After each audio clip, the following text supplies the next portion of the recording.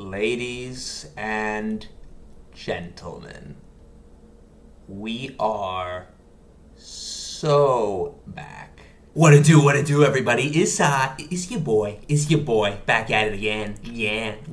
Now, basically, I feel like it's like Bruce Lee and Godzilla. Like, those are like the two twin towers of Chinese cinema. But the community is so fucking deranged and confused that it's up to me to clear things up, okay? Because you got clickbaiting YouTubers, or you got like fucking power scalers, or you have overweight franchising soy jacks. So it's finally time to put it all to rest. It's finally time to clear up any misconceptions. I will be compiling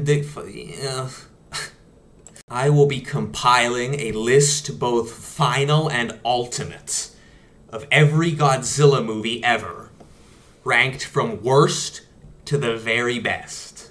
Now keep in mind, I will not be ranking Godzilla Singular Point or the animated trilogy, as I have not watched them.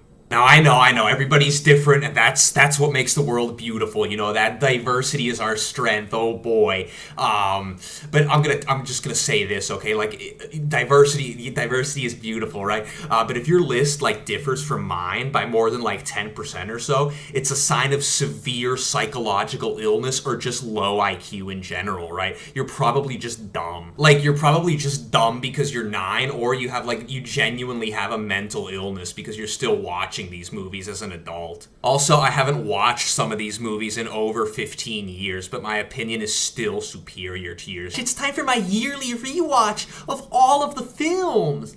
Okay, now welcome everybody to our first tier. We're starting off with just the ones that are just actual cancer. This is the worst thing ever. This is the worst movie anybody has ever made. Like, with the whole Monsterverse, you have just CGI everywhere. Everything is CGI. The kaiju are CGI. The landscape is CGI. In some scenes, it looks very bad from a technical perspective, but even beyond that, right? Like, just the CGI never quite looks material. It never really looks solid. It never really looks like anything is there. And then on top of that, right, even like most of the kaiju designs are just complete shit. Godzilla literally looks like your average Walmart shopper, okay, who needs to be carried on a scooter because he's fucking obese, alright? And then he's got that tiny little pinhead with the bear snout. It's just not a good design, okay? Mothra's design is shit too. And then there's the characters, okay? Now, the Godzilla franchise has always struggled with characters, but it's particularly bad in this movie because usually, instead of just like being forgettable, the characters are taken directly from like contemporaneous modern American soy jack culture. It's like the fucking producers are like, we need to be relatable to like the contemporaneous audience. Let's go see where we're at in this time and place. Let's go see what the populace looks like. Oh no. But yeah, the situation is not good. TV Filthy Frank 2 is in this movie, and overall it's horrible to watch. But as bad as these issues are, okay, as severe as the problems are getting, they don't compare to the very worst. That being that the whole fucking movie, okay, feels like it was written by some, like, 9-year-old Hispanic kid going on a power trip at the playground. Like, what the fuck? First of all, none of the emotional moments are earned at all. They all feel very fake and gay. And second of all, and even worse, the worst thing of all is just that, like, the movie constantly does these stupid little cringe power tripping things where they just, like, try to tell you how cool and how powerful everything is. And it just comes across like a complete little loser who needs to be slapped around. No, he's not our pet. We would be his. The kaiju all bow at the end. Bow to the king. Respect the king. Do you have any idea how weird and submissive you seem when you live vicariously through that? Next up, Godzilla 2014. This is this masterpiece. Gareth Edwards is the best. Oh boy, there's no way he can fuck anything up. Yeah, this movie is complete shit. It's a little bit higher because, like, it's just more boring. The boredom replaces, like, the actual, like, pain of cringe I was feeling. But the problems with the Monsterverse in general hold through. And, I mean, Aaron Taylor Johnson, maybe he's just doing a very good job acting. He's meant to portray how, like, boring and mentally empty most American veterans are, but it's just, oh man, this movie, Also, Bryan Cranston is an idiot, and killing him off later, keeping him longer, would not have fixed anything with this movie. To fix this movie, you'd have to murder. Oh boy, if only we had kept Bryan Cranston. Yep, that would have fixed everything. Oh yeah, killer movie in that case. He was not an interesting character. You're just saying that because you watch Breaking Bad. You need to stop watching Netflix, okay? You need to stop having all these useless subscription services because, mommy's credit card and all. Next on our list, we have Godzilla vs. Mechagodzilla 2. Last time I watched this movie, I just remember struggling to stay awake through it. That's how boring it was. And I'm usually not bored with movies. But yeah, spoiler alert, I hate Heisei too. Oh man, the fanboys are not going to be happy. The power scalers are not going to be happy. Here we go. The effects in a lot of the Heisei series are just not good. Maybe it's because everything is scaled up to 100 meters, but everything looks just like actual, like the miniatures, there's no detail in them. And the kaiju design itself, again, is very bad. Now, this one is going to get a lot of people upset because, oh my god, those are the iconic versions of the characters. Oh my god, the 90s Godzilla, that's horrible. That's a horrible design. That's horrible. Godzilla looks like a cat with obesity. Okay, you know why you like that? It's because even though you're a man, you have hips wide enough for birthing. Okay, and you go to Walmart and pick up junk food every week, and that's your fucking life. And then when you see, when you watch the Heisei series, you see oh, he's big and fat. I like fat Godzillas because it's a reflection of me. See, it's okay to be fat, but it's not, and you're stupid. And also, with very few exceptions, the kaiju fights are really bad, right? They're just bumping into each other. There's no dexterity to their movement or anything. And yes, there is a lot of beam spamming. It's become a cliche to say that, but it's true. Also, people like to claim that the Heisei is some master class in cinema just because it has strong continuity. Oh, but it has Mickey. Mickey comes back. Okay, Mickey is a shit character. Okay, Mickey sucks. All right, continuity means nothing. Okay, it says nothing about how good a series is. Oh, but if it has continuity, it's like it's like Marvel. Okay, it's like the cinematic universe. There, it's gonna go mainstream, and I'm finally gonna stop being bullied. And another thing, probably the worst thing, kind of similar to the MonsterVerse but slightly different, is just that people try to pretend that these movies are deep, or that because they have a darker tone, right? They can be taken more seriously, even though they really can't. They're dumb as fuck. They're too stupid to be considered good or food for thought in any real sense, but they're also taking themselves seriously and trying to go beat by beat to the extent that they're not stupid in a way that's remotely entertaining. So it ends up in this stupid middle ground of just absolute boredom. So for those reasons, we have Godzilla versus Space Godzilla next on the list. It's Space Godzilla is a pretty lazy antagonist. The power scalers really have a field day with this character, but mostly all of the issues I've already said about Heisei apply here, and I feel like they apply particularly badly in this one and in Mechagodzilla too. Those are the worst offenders of all the bad Heisei cliches. Next, we got Godzilla vs. King Ghidorah. This one's not as bad for a few reasons, right? You have the whole Shindo, if that was his name, the whole dynamic with him. I mean, it wasn't very good at all, but it was something, But the time travel shit, the other Heisei problems, M11, it's just what the fuck are you doing? But in a way that's so low energy that it can't really be exciting, right? Because it's just within this corrupted aesthetic. Nevertheless, I was kidding a little bit about the Heisei design being horrible. When it's slimmed down and better proportioned like it is here, it's actually not so bad. I actually don't mind the design. Next, I'm going to throw in Godzilla vs. Mothra, also known as Godzilla and Mothra, or Godzilla, Mothra, and the Battle for Earth, something like that. But this one, I think Godzilla's design is shit here, absolutely horrible in my opinion. Mothra is okay, I don't care for Batra, but I think this movie's a little bit cleaner than versus King Ghidorah, just with the plotting, with even the physical aesthetics of things in certain aspects. But it does suffer a lot from thinking it's really deep and trying to say something impactful, even though it's not, right? It's I'm 14 and this is deep. Okay, now I'm going to toss Godzilla vs. Kong in here. It's the least offensive of the MonsterVerse. Still a bad movie. Still a movie I did not enjoy by any stretch of the imagination. Godzilla still's got his pinhead. He's still obese. Even particularly bad in this movie on the aircraft carrier. But I like how they did Mechagodzilla. I don't like King Kong. I don't know why people like King Kong. I don't know why people like monkeys in general, right? They're just little ugly, angry little humanoids, right? Right? These little stupid temperamental things. Oh, it's so cute. It's so cute. It needs to be tortured, okay? We need to torture King Kong. And now to wrap up this list, we have a Showa movie here. Invasion of the Astro Monster. Not the one you guys were expecting, huh? So boomers might be a little bit mad about this one, but I thought this movie was actually really, really boring, right? You can tell the kaiju definitely take a back seat, and what you get instead is a pretty much bare, like, by the books, like, alien invasion story, which it kind of fails to be captivating. You know, like, the dynamic between the astronauts, you know, oh boy, a little Japanese-American collaboration. See, oh, it's the 60s and we're not even mad at each other. Wow, it's so sweet. But other than that, this movie just didn't have a lot to offer. It was just not much happened. Yeah. Now we're moving on to the tier. Okay, this is like movies that I would consider still below average, but every now and then there's still little gemerals in the rough. Okay, there's cool little things here and there. So to start off this tier, we have All Monsters Attack. Probably a lot higher than a lot of you guys were expecting this movie to end up. This one usually ends up pretty close to the bottom, usually at the very bottom. But there's reasons why I actually like this movie. Does not annoy me all that much. Okay, unlike the other ones, right? Because it's just like. It's pretty unapologetic with what it is. Now, it's not a good movie by any stretch, right? You have stock footage everywhere, and just the plot and the stakes are just so low as to kind of be comedic.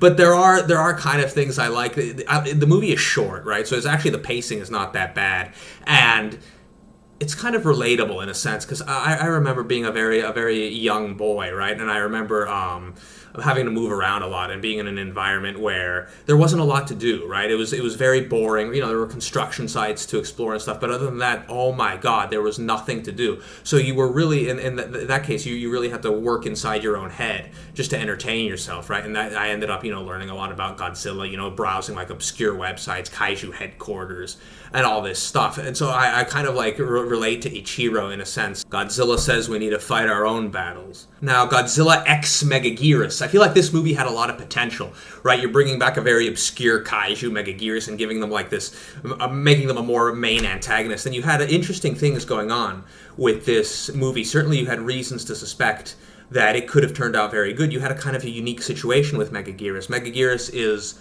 actually weaker than Godzilla, but faster. And it's rare for that to be like the case with the main antagonist. Usually it's just like, oh, I got more muscles than you, I'm even bigger, and Godzilla's got to compete. But no, in this case, Godzilla has to kind of get smart with his timing, right, to beat Megaguirus. I liked that. Megaguirus' design has a fatal flaw that really, really, really, really, really pisses me off, apart from being too bulky and the wings too small. But this is a recurring problem in my life. It's very autistic, but I'll bring it up later, because it's not the only occurrence of this little design pet peeve. But yeah, interesting things. I also like how you had a human walking on top of Godzilla. Actually, that seems like forbidden. That seems like it's not allowed. Now we got Godzilla Tokyo SOS. I watched this movie a lot as a kid. Unfortunately, I just feel it's very low energy, right? The characters aren't very compelling. The action isn't very compelling. Everything just feels very slow and old with this movie. Also, Godzilla's design is very good, but everyone's design is very good in this movie, actually. Kiryu, Mothra, the best Mothra design in my opinion. But they just feel so... Godzilla in particular feels like he has no personality. Next, last for this tier, we have Godzilla Raids Again, and I feel like this is where it ends up on the list for most people. Now, in a sense, I thought this movie was a downgrade from Gojira because obviously the characters aren't as good and you lose a lot of the subtleties and the sort of potential implications of Godzilla's behavior in the original, whereas in this one he seems a lot more like a dumb animal, especially with the flares and everything. Also, the footage, the fight scene footage, was sped up instead of slowed down, and that made things pretty awkward. Other than that, though, I didn't mind this movie too much. I think the finale, burying Godzilla in ice, I think that was pretty cool. And this is also the last time we see the original Godzilla. Now, I know what you guys are thinking. The original Godzilla died in '54. This is the Godzilla that would go on to star in the Showa series, but actually aesthetically, in terms of design, and to a lesser extent symbolically and thematically, it's still the original Godzilla. He's still got the rough underside of the tail, he's still got the little ears, he's still got 4 digits instead of 3. By the time they went to King Kong versus Godzilla, they had to remember what Godzilla was, and that was a very uncertain time point in Godzilla's future, but I argue he was a completely different thing by then. Ooh, yeah. Hey. So moving on to our average tier, these are movies that basically have like good and bad qualities in roughly equal amounts. Now to start off this part of the list, right, we're gonna do Ghidorah the Three-Headed Monster. Now, if you're a Showa fan, you may think this is pretty low for this sort of movie. I think maybe because I watched this movie so much as a kid that I'm kind of like sick of it, maybe, and it's just like the plot beats and everything in it don't really mean as much to me. But I just think it's okay. You know, Godzilla's design is a big step down from Mothra versus Godzilla, even though it's the same suit. This is the first time Godzilla really does something heroic, starts to move into the heroic role, and it's not bad by any means. The effects, especially surrounding King Ghidorah and everything, are very good. I think the characters were a little bland. Now, destroy all monsters. Oh boy, this is like the proto Final Wars. This was like the Final Wars before Final Wars, and you had quite a unique and quite an interesting cast of kaiju characters. It's just a shame that they didn't do more, right? Some of them are literally just static models. It would have been nice to see Varan get to do something, you know? So they were clearly working with limited a budget, right? They didn't have time to get all the monsters they wanted and move them around in the ways they wanted. The final fight scene with King Ghidorah, where King Ghidorah finally dies, that's done very well. I did like the fire dragon after that, because it makes sense, right? It's weaker than King Ghidorah, so it's like cinematically, plotting-wise, why are you putting that after? But it makes sense, you know, when you're desperate, you know, you try the last resort, even if it's not as good. But unfortunately, until you get to that, oh man, this movie is a slog. The human characters are some of the weakest, in my opinion, of any movie ever. Like, it just drags, unfortunately, and it's a blemish on what otherwise should have been like an epic movie. Next up, this one's going to piss a lot of people off for being so low, is Godzilla vs. Destroya. Yes, the crowning end of the Heisei series. Now, there are interesting things about this movie, right? There are some good concepts, right? You have the oxygen destroyer creating Destroya. That's pretty cool. Destroya is a pretty cool kaiju. Not handled as good as it could have been, in my opinion. And that's kind of like the leading theme here, right? Like, Godzilla's obese, he's going to have a heart attack and die, and then the whole world is going to end because of this for some reason. I never understood that. Like, why are you treating, like, they're giant monsters, okay? They're not like superheroes. This isn't like Dragon Ball Z with power scaling where people go through universes and open portals. It's dumb, okay? It's really dumb. But anyway, unfortunately, the good concepts here, in my opinion, were just really dragged down by the Heisei aesthetic and the other Heisei problems of that I've discussed previously. Also, oh yes. Destroya is a crustacean, right? He's some kind of anoxic crustacean, okay? Yeah, okay, we're all in agreement. Highly mutated one, but Megaguirus is an insect, okay? Do you know what these two things have in common? They're not fucking vertebrates. So then why do you design their final form to have the mouth of just like a vertebrate or vertebrate reptile, right? Just with the teeth kind of misformed in different places. That's not an insect, and an arthropod would never do that, okay? Why? This is such shit design, right? This is like making Mothra's legs come out of her abdomen in King of the Monsters. What the fuck are you doing? Are you stupid? The Fly 2 did this, and it's just such like a jarring design. Now, ahead of Godzilla vs. Destroya, we have Son of Godzilla. Now, the 14-year-old Heisei lovers, right, who take everything very seriously are going to be upset. But for me, I don't necessarily always feel like high stakes translate to a better movie, especially if the movie is bad for other reasons. But yeah, I thought this was just a fun movie. I thought the pacing moved well, and I really liked the effects work of the Kamacuras and the Kumonga and how they interacted. That's the sort of craftsmanship that I really enjoy. Next up, we got Ibra Horror of the Deep, the other island Godzilla kaiju movie, and that's fine. People complain that it's on an island, but not every Godzilla movie needs to take place in the city, okay? We've had like 30 plus movies now. They don't all have to be in a city, right? You're inevitably going to find other places, other things. Being on an island is fine, okay? That's fine. It doesn't matter. But yeah, I really liked the kaiju fights in this movie. They were very kinesthetic. They had a lot of motion. They had a lot of dynamic action, and I like the underwater battle between Ibra and Godzilla. Again, that's the kind of craftsmanship I like. That's the kind of thing that my frame of reference is built around. Now, there's two very good reasons to like this movie, okay? You got Akihiro Hirata in his last role as ever in any Godzilla film, and he gets to go out, in kind of a fun way, really hamming things up, being this like disgraced, like evil, mad scientist. That's kind of funny. That's very from the era, I feel. The black hole third planet aliens are back, and they're up to no good, right? I love those guys. Take them to the execution room, that's awesome, man. And then Mechagodzilla, this is my favorite Mechagodzilla design of all time. It's just a little more refined, it's a little sharper than the 74 one, and that's really cool. The final fight scene is pretty good also, even though Titanosaurus is annoying. Moving up our list, we have Godzilla vs. Biollante. Now, in my opinion, this movie was before the Heisei series really took its shape as the kind of degenerate thing it would become. This is not bad, actually.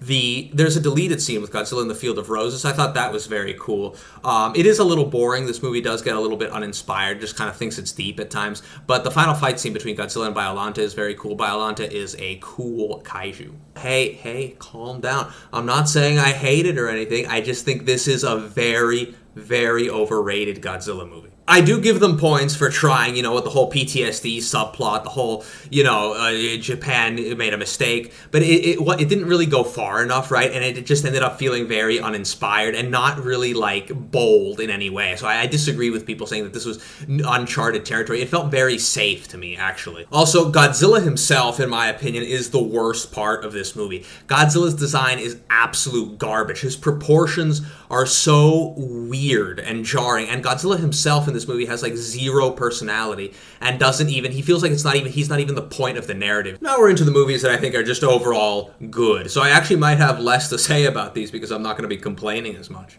Yeah. So to start off this tier, we have Mothra versus Godzilla. For a lot of Showa fans, this is the peak, and I can kind of see that. It's got one of my favorite Godzilla designs of all time, and the effects work in general is very, very good. You sort of get the sense that this was the peak, in a way. Everyone was at the top of their game, at the top of their craft, because the suitimation techniques, they weren't completely new, right? So they had time to really refine and develop the technique in a way that was really beautiful here. And this was before the sort of budget problems of the 70s, so that would kind of force that to contract. Sliding in ahead, we have the return of Godzilla, Heisei doing its best work out of the gate. It's all downhill from here, unfortunately, which was a shame because I thought this was a very good Godzilla movie, a very solid entry, had a lot of promise. But it's just a pretty technically sound movie, I feel. It didn't make any major mistakes. It wasn't cringe with its messaging. It wasn't immature with its messaging. It wasn't trying to think it was much deeper than it was. Didn't try to force any weird emotional moments. Just everything was operating at a decent level of competency. Also, aesthetically, it was very good, too. The Godzilla design is really great in this film, and in these actual city destruction sequences, it's very interesting to see Godzilla in that sort of 80s, economic boom from Japan. He almost looks tiny when compared to the skyscrapers. So, yeah, I like this movie. Pretty good one. Now we got Godzilla 2000. I really love the aesthetic in general of the Millennium series. I love this Godzilla design, so that is a big plus for me already. For me, aesthetics are the first thing. If you screw up the aesthetics, then the whole platform that the movie is based on, it really, really struggles. You can still kind of get a good movie if everything else is ideal, but man, it's hard. But unfortunately with this movie, that wasn't the case, right? This was in place and it was operating very well. The plot is somewhat simple, but it's effective. And I really like the end sequence. I love Katagiri as a character, as a villain. He actually kind of reminds me a lot of Ryosuke from Initial D, of all people. And his final moment where he screams, Godzilla! And Godzilla kills him. I love that. I love that. It's so rare to see Godzilla and a single human interacting one-on-one, and this was a really, really cool scene, I thought, in my opinion. A great way to end. Kind of funny, too. Katagiri, kind of a funny way to end the movie, especially, maybe Godzilla is inside each one of us, and, why does he keep protecting us as he's, blowing up the city? Also, my headcanon is that Godzilla somehow knew that Katagiri was specifically the head of the Institute, right? Obviously, the more logical explanation is that he just saw a human that was refusing to flee, and he was yelling at him. He took it as a challenge of some sort, in a more primitive way, but I like my explanation better, so shut the fuck up. Now we got Godzilla against Mechagodzilla. Good soundtrack. Obviously initially occurred in Godzilla vs. Megagears, but repurposed here in a much better film. You got very evocative scenes. You got Godzilla coming out from the typhoon. Great Godzilla design. Great Kiryu design. Great concept with Kiryu, especially when he goes rogue and all that. Maybe ripping off Evangelion a little bit. I don't care. I've never watched Evangelion. I thought the characters here, for once, were actually pretty solid. Now we got King Kong versus Godzilla, the original, 1962. This movie is basically literally just a comedy, and I love it for that. This movie is so stupid. All the human characters are like, they like don't give a fuck, but they're like constantly freaking the fuck out at the same time, and it's really fucking funny. The whole kaiju interactions are really funny. The way Godzilla is used, I think, is really funny. And that final fight scene, like, oh my god, so many moments. It's just slapstick, basically. You know, King Kong arrives on fucking helium balloons, right? And he shoves the tree down Godzilla's throat. They're throwing rocks at each other. They destroy the pagoda. Very high energy movie, very enjoyable to watch. This marble is the size of Godzilla's brain. Apes and reptiles, natural enemies. Like, no, they're not. That doesn't make any fucking sense. You're an idiot. Next up, we have Godzilla, Mothra, King Ghidorah, Giant Monsters All-Out Attack. Narrowly edging out the great tier. To start off, this is just a very well, competently put together film, right? No mistakes. Nothing major I would complain about. The characters are a step up. The kaiju design, especially Godzilla and Mothra, are really good. The kaiju's personalities are really good. This is arguably Godzilla at his most evil, really. And it's those little shining things that kind of set it apart, because we've discussed other movies where everything is just kind of pretty well. There's an avoidance of any major mistakes, but this one has those kind of like shining gems on top of it. And there's an interesting detail there, kind of similar to -1, arguably done even better than in -1, where they have the implication that Godzilla is the souls of the dead in World War II.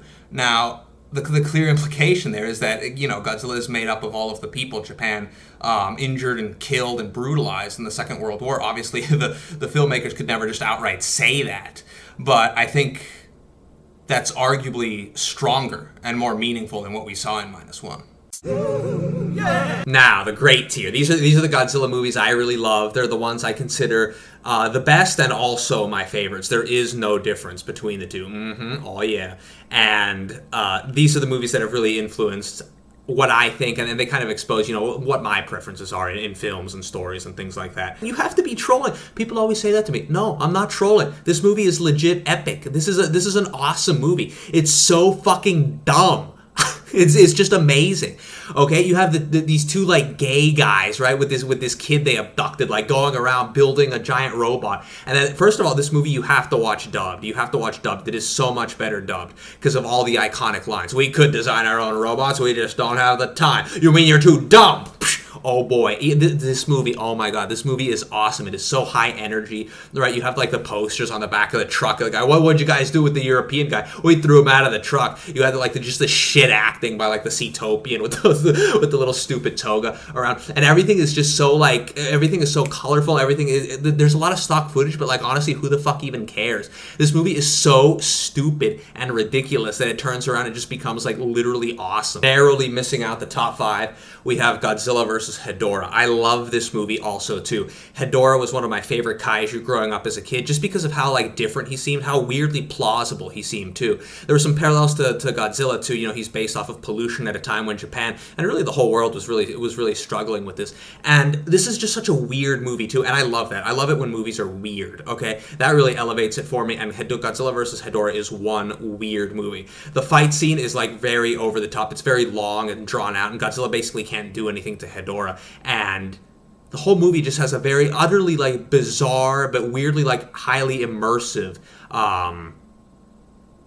atmosphere about it. And also, this is one of the Godzilla movies in which Godzilla actually has the most screen time, so I find that really interesting. Now, controversial opinion here, very controversial opinion. The 70s were the decade that produced the most consistently good Godzilla films, which I imagine to many people is crazy, because usually people refer to that as the Dark Ages. The stock footage and the lower budget really doesn't bother me, because everything else was operating on such a high level. Just the creativity and energy, mostly, which is what I care about, were very, very high during this time period. Nevertheless, for this one, Godzilla vs. Mechagodzilla, they stopped using the stock footage and the budget improved somewhat. So those issues aren't even a factor here. So this is actually a much more polished movie compared to, Megalon or Gigan. And it shows. You know, the final fight scene with Mechagodzilla is awesome. The whole movie is awesome. You have your fair share of like really stupid dubbed lines. You know, God, something's wrong. Godzilla shouldn't be fighting his friend Anguirus. That's a controversial take of mine too. Anguirus is a shit kaiju, horrible kaiju, just a worthless retard in every single way. And also the characters here are really good because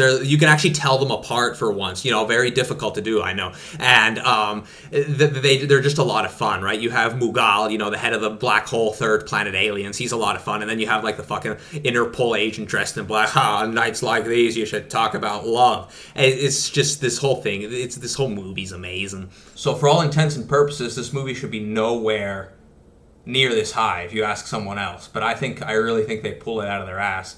The franchise was in a very dark place financially. The budget was nothing. They had to rely on stock footage.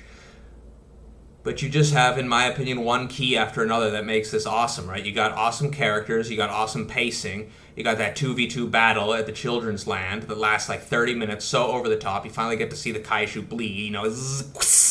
Shibara was a bit of an idiot in that regard, you know. He's like, oh, kids shouldn't be exposed to gore and violence in this movie. Yeah, actually, yeah, they need to be. They need to be a lot. So glad that the franchise finally went there, you know, and showed us that. That was necessary. The aliens are pretty awesome, especially when he turns off the light and there's the cockroach silhouette behind him, or when they're dying. How could the machines have failed us, Kubota?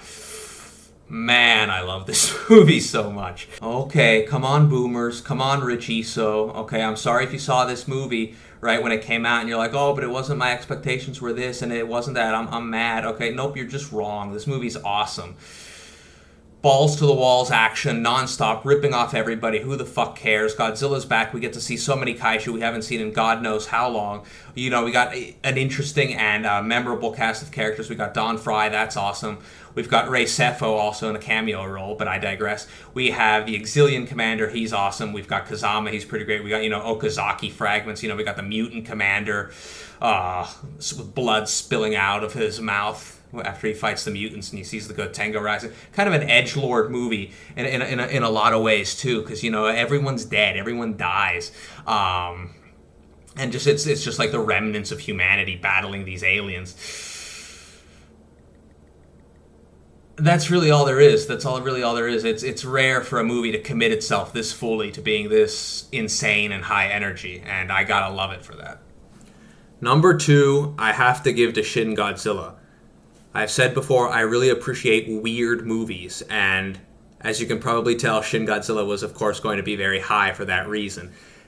Shin's biggest downside, I feel like, were the characters. The characters weren't all that special, but aside from that, everything else is pretty good. Godzilla's design in particular is amazing. The different forms he goes under, that's a radical departure from the Godzilla we're used to, but it's a change I really love. It really captures the strangeness of a kaiju. You know, if you think about it, a kaiju would have to be very strange, right? It wouldn't just be like this conventional like reptile or like this Tyrannosaurus but 300 feet long. That doesn't make any sense. To get an animal that big, to get it to actually work somehow, you can bet your ass it would be very weird compared to like, it would not resemble at all like the normal like predator-prey relationships, you know, you find among smaller animals. It would not look like just a traditional reptile.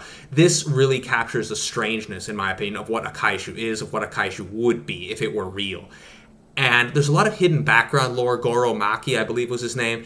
We don't know a lot about him at the film, but there's a lot of intrigue built all around it. And it's a great movie. Some people say you should judge the movie just for the movie itself and not kind of the details that you can bleed outside of it. But I kind of disagree. I think that's part of it too. That's part of the fun.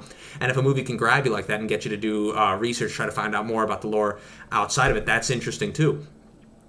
Now, the CGI is actually, for some reason, I was not bothered by the CGI here, whereas in the Monsterverse, it always looks very intangible to me. I think maybe it's just that they had a little more restraint in how it was used, right? They didn't, like, do these, like, crazy movements and all. They tried to be a little more respectful with it, respectful of its limitations.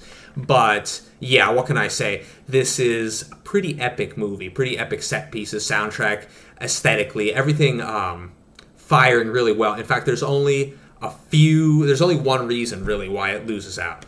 Now, number 1, maybe a little snobbish, it'll sound, after all, if there's been 30 movies, how can the best one be the first one? You mean that everything after was somewhat inferior?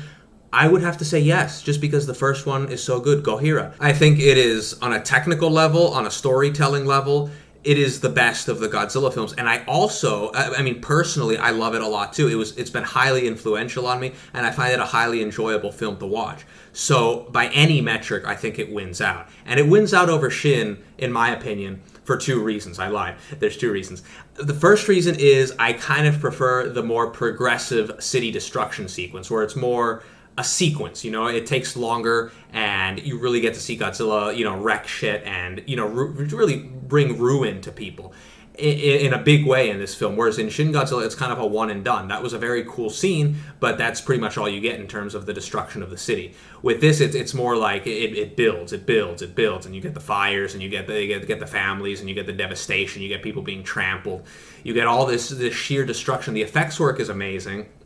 The characters, this is also another reason it wins out over Shin, has great characters. Shin was held back due to its weak characters. This movie is not that. And honestly, Dr. Serizawa is carrying here a lot. Such an interesting character, such a mysterious character. Lots of just intrigue around that character that I feel like has not been fully acknowledged amongst the community. And obviously, I think his MonsterVerse counterpart is a complete perversion of what that character was. You know, it kind of reminds me of like Boo Radley in a sense. You know, this very like reclusive type person, but you know, who nevertheless holds these very deep secrets. So there's many good things about this movie. There's just I mean I could go on, but like there's these little moments where you get to see the characterization of Godzilla in a way that really sets it apart, right? It maybe deeper than the filmmakers were even intending. I love the scenes where he comes ashore and there's this like giant cage where he comes ashore and there's this giant cage full of canaries. And he just looks in, right? You have like the weird. He looks in very inquisitively. Like, what is that? What's going on here? So you get the sense that this is a thinking animal with very mysterious origins, very mysterious intentions, right? How smart is it? How dumb is it? Is it just reacting out of brute instinct? Is it mad? Was it mutated by the bomb? There's many unanswered questions, and that's the beauty of the film. It really sets him apart from just being like a plot device that, you know, the heroes have to overcome. The oxygen destroyer obviously is very interesting. There's just a lot of very strong set pieces and sequences in this film in a way that I feel like beats out any other.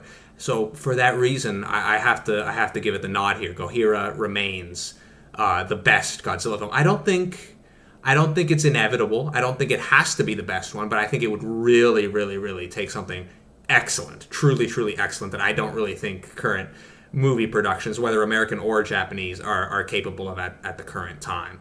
Well, that was my list. I've been a Godzilla fan for a very long time. Arguably, maybe a little less in recent years. I've gotten a little bit frustrated with it in certain respects, but there's still, as I hope you guys can tell, that there are still things that I greatly enjoy, things that have been incredibly influential to me creatively that I've taken from Godzilla, and I intend to carry forward in the years to come.